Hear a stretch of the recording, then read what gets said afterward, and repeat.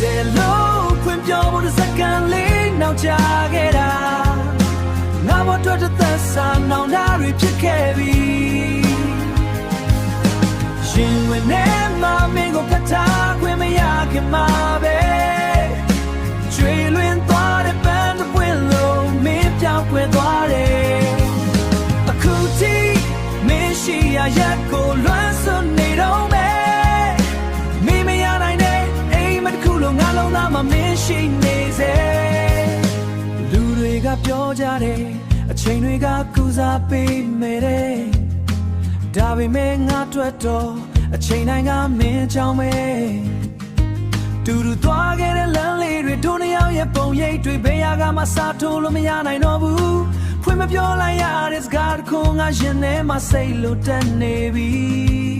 အခုဆိုမင်းကကောင်းခင်ကချက်ကလေးဖြစ်နေမလား